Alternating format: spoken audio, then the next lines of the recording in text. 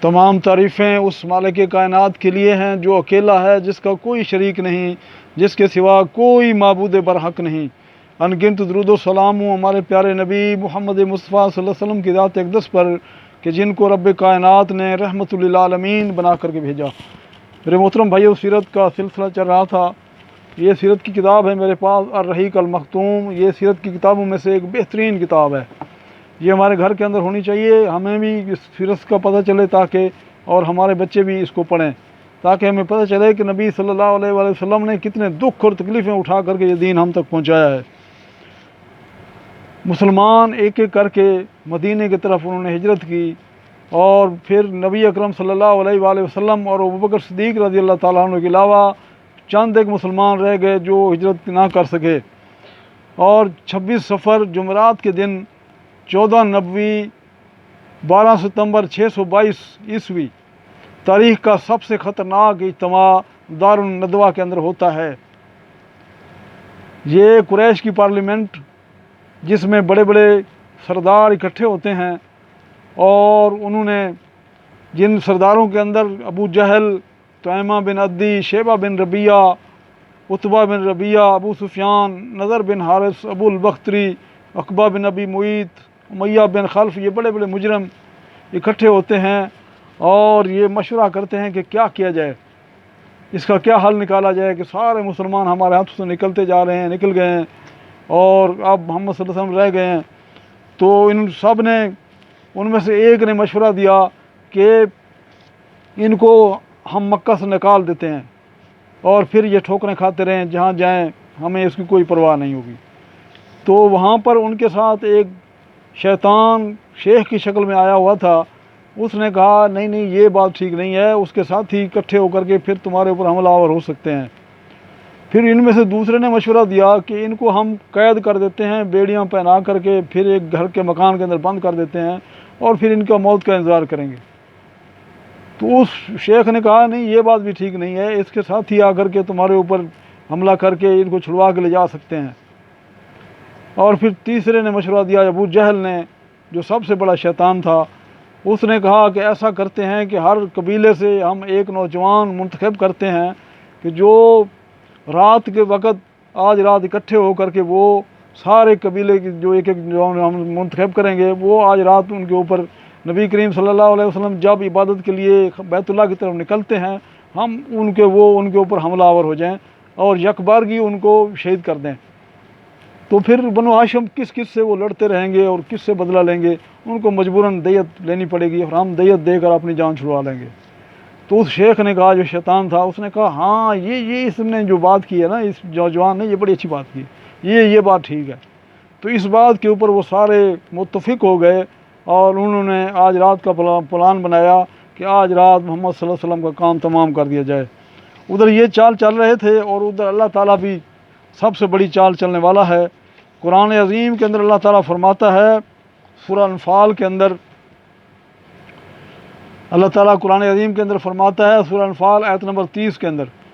وَإِذْ يَمْكُرُ بِكَ الَّذِينَ كَفَرُوا لِيُثْبِتُوكَ أَوْ يَقْتُلُوكَ أَوْ يُخْرِجُوكَ وَيَمْكُرُونَ وَيَمْكُرُ اللَّهُ وَاللَّهُ خَيْرُ الْمَاكِرِينَ۔ جب وہ تدبیریں کر رہے تھے کہ تمہیں نکال دیں شہر سے، یا تجھے قتل کر دیں، یا تمہیں قید کر دیں، تو وہ بھی چال چل رہے تھے اور اللہ بھی چال چلنے والا ہے۔ واللہ خیر الماکرین، اور سب سے جو بہترین چال ہے وہ اللہ کی چال ہے۔ تو اللہ تعالیٰ نے جبرائیل امین کو بھیجا کہ جائیں یہ پیغام لے کر کے محمد صلی اللہ علیہ وسلم کے پاس، کہ ان سے کہیں کہ آج رات آپ نے اپنے بستر پر نہیں گزارنی، آج رات آپ نے ہجرت کرنی ہے۔ اللہ اکبر۔ آپ صلی اللہ علیہ وسلم کے پاس جب یہ پیغام پہنچتا ہے تو آپ صلی اللہ علیہ وآلہ وسلم دوپہر کے وقت اپنے بہت ہی بااعتماد قریبی ساتھی دوست ابوبکر صدیق رضی اللہ تعالیٰ عنہ کے گھر تشریف لے جاتے ہیں، اور جب دیکھا ابوبکر صدیق رضی اللہ تعالیٰ عنہ نے کہ یہ نبی کریم صلی اللہ علیہ وسلم اس ٹائم آ رہے ہیں، تو انہوں نے کہا کوئی خاص معاملہ ہے۔ تو پھر آپ صلی اللہ علیہ وسلم نے ابوبکر صدیق رضی اللہ تعالیٰ کو بتایا کہ آج رات ہم دونوں نے ہجرت کرنی ہے، اللہ تعالیٰ نے ہمیں اجازت دے دی ہے ہجرت کی، آج رات ہم نے نکلنا ہے۔ تو پھر اس پلان کے مطابق مشرکین مکہ نے، جو بڑے بڑے سردار جو انہوں نے منتخب کیے تھے، وہ رات جب تاریکی چھا گئی اور لوگ سو گئے تو یہ مجرم اکٹھے ہو گئے نبی کریم صلی اللہ علیہ وسلم کے دروازے کے سامنے۔ ان میں ابو جہل، حکم بن عاص، عقبہ بن ابی معیط، نضر بن حارث، امیہ بن خلف، ضمع بن اسود، طعیمہ بن عدی، ابو لہب، ابی بن خلف، منبہ بن حجاج، یہ مجرم اکٹھے ہوئے نبی کریم صلی اللہ علیہ وسلم کے دروازے کے پاس تلواریں لے کر کے بیٹھ گئے اور آپ صلی اللہ علیہ وآلہ وسلم کے نکلنے کا انتظار کرنے لگے۔ آپ صلی اللہ علیہ وآلہ وسلم نے حضرت علی رضی اللہ تعالیٰ عنہ سے فرمایا کہ آج رات آپ میری چادر اوڑھ کر کے میرے بستر پر سو جائیں اور اپنی جو امانتیں ان کی رکھی ہوئی ہیں کافروں کی، مشرکوں کی، یہ واپس کر کے آپ آ جانا، آپ کو یہ کوئی آپ کا نقصان نہیں آپ کر سکتے۔ آپ صلی اللہ علیہ وآلہ وسلم اپنا گھر چھوڑتے ہیں۔ آپ صلی اللہ علیہ وآلہ وسلم سورہ یاسین کی یہ آیت تلاوت کرتے ہوئے اپنے گھر سے نکلتے ہیں۔ وَجَعَلْنَا مِن بَيْنِ أَيْدِيهِمْ سَدًّا وَمِنْ خَلْفِهِمْ سَدًّا فَأَغْشَيْنَاهُمْ فَهُمْ لَا يُبْصِرُونَ کہ اللہ تعالیٰ فرماتا ہے کہ ہم نے ان کے آگے اور ان کے پیچھے آڑ کر دی، وہ دیکھ نہیں سکتے۔ فَهُمْ لَا يُبْصِرُونَ وہ دیکھ نہیں سکتے۔ یہ آیت کریمہ پڑھتے ہوئے آپ صلی اللہ علیہ وسلم ان کے سروں پر مٹی ڈالتے ہوئے نکل گئے اور اللہ تعالیٰ نے ان کی نگاہوں کو پکڑ لیا، اور آپ صلی اللہ علیہ وآلہ وسلم ابوبکر صدیق رضی اللہ تعالیٰ عنہ کے گھر پہنچے، اور پھر وہاں سے ان کے گھر کے پچھواڑے سے نکلتے ہوئے آپ صلی اللہ علیہ وآلہ وسلم نے مدینے کے جو اپوزٹ سائڈ تھی، مخالف سمت کے اندر آپ صلی اللہ علیہ وسلم نے رخ کیا، اور آپ صلی اللہ علیہ وآلہ وسلم اور ابوبکر صدیق رضی اللہ تعالیٰ عنہ نے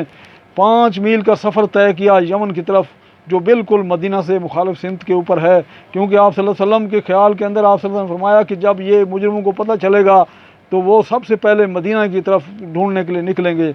تو آپ صلی اللہ علیہ وآلہ وسلم نے یہ چال چلی، اور آپ صلی اللہ علیہ وآلہ وسلم 5 میل کے فاصلے پر ایک پہاڑ جو سور نامی پہاڑ ہے اور بہت یہ اونچا پہاڑ ہے، اور اس کی غار کے اندر آپ صلی اللہ علیہ وآلہ وسلم نے وہاں پناہ لی۔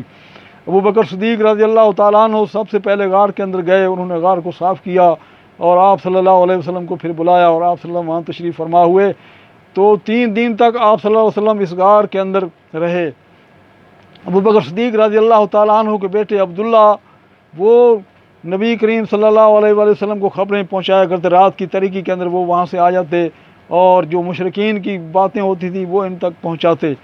اور اس طریقے سے عامر بن فہیرہ جو ابوبکر صدیق رضی اللہ تعالیٰ عنہ کے غلام ہیں، وہ بکریاں چراتے ہوئے دیر تک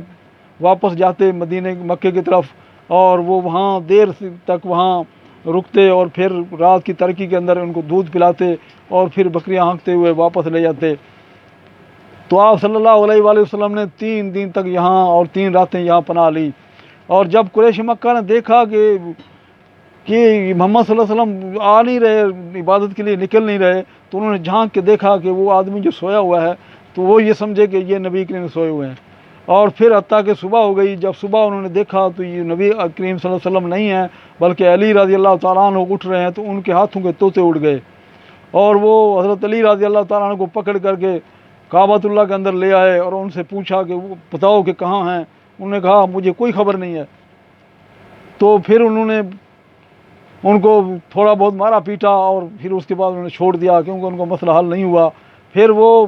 ابوبکر صدیق رضی اللہ تعالیٰ عنہ کے دروازے پر پہنچتے ہیں، جا کے ان کو دروازہ کھٹکھٹایا تو اسماء بنت ابوبکر رضی اللہ تعالیٰ عنہ نکلتی ہیں، اور وہ ابو جہل پوچھتا ہے کہ تم بتاؤ کہ تمہارے ابو کدھر گئے؟ تو وہ کہتے ہیں کہ ہمیں کوئی معلوم نہیں کہ کہاں ہیں۔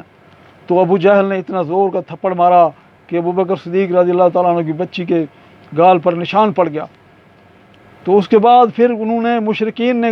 ہر طرف اپنے پیادے اور تلاش کرنے والے دوڑا دیے، اور مکے کی تمام راستوں کے اوپر انہوں نے پہرے بٹھا دیے، اور پھر انہوں نے 100 اونٹ انعام رکھا ہر ایک کے اوپر کہ تم کوئی جو بھی ان کو زندہ یا مردہ لے کر کے آئے گا اس کو 100 اونٹ انعام ملیں گے۔ اللہ اکبر۔ اللہ کے نبی صلی اللہ علیہ وآلہ وسلم نے 3 دن اور 3 راتیں غار ثور کے اندر پناہ لی، اور یہ مجرمین وہاں غار ثور تک بھی پہنچے، اور جب غار ثور کے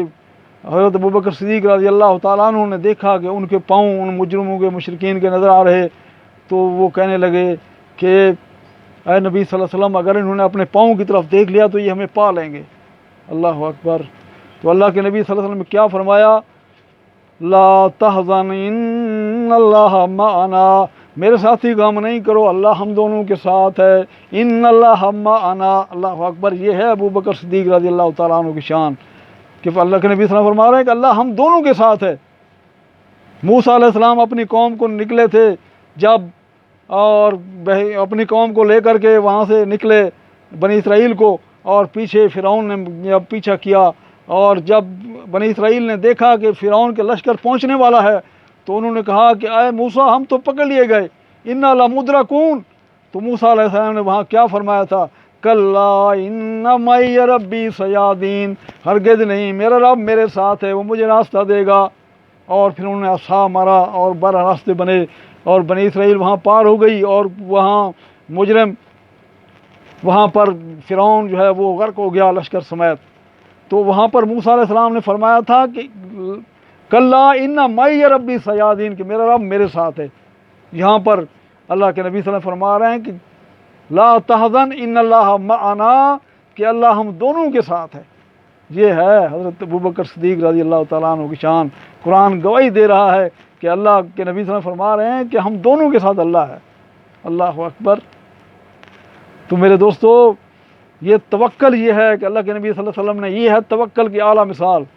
کہ جب وہاں مشرکین پہنچ چکے ہیں غار کے اوپر، پھر بھی اللہ کے اوپر مکمل بھروسہ ہے کہ اللہ تعالیٰ ہمیں محفوظ رکھے گا۔ اور یہ توکل یہ نہیں ہے کہ آپ دنیاوی اسباب اختیار نہ کریں۔ اللہ کے نبی صلی اللہ علیہ وسلم نے دنیاوی اسباب اختیار کیے۔ آپ صلی اللہ علیہ وسلم نے تاریکی کے اندر وہاں سے رات کی تاریکی میں نکلے، اور پھر غار کے اندر آ کر کے آپ نے پناہ لی، آپ صلی اللہ علیہ وسلم نے۔ یہ دنیاوی اسباب ہیں، اور پھر جب اسباب اختیار کر لیے تو پھر توکل اسی اللہ پہ آئے کہ اب ہمیں اللہ بچائے گا۔ اور پھر اللہ تعالیٰ نے بچایا، اور مشرکین کی نظروں کو اللہ تعالیٰ نے پکڑ لیا، اور وہ وہاں سے مشرکین اس غار سے نامراض لوٹ کر کے آئے۔ تو اس کے بعد 3 دن آپ صلی اللہ علیہ وسلم 3 راتیں وہاں پناہ لی۔ اس کے بعد عبداللہ بن عریقت جو بیابانی راستوں کا ماہر تھا، اور اس کے ساتھ پہلے ہی بات کر لی ہوئی تھی، 2 اونٹنیاں ابوبکر صدیق رضی اللہ تعالیٰ عنہ نے ان کے حوالے کی ہوئی تھیں، وہ 3 دن اور 3 راتیں گزرنے کے بعد اگلی جو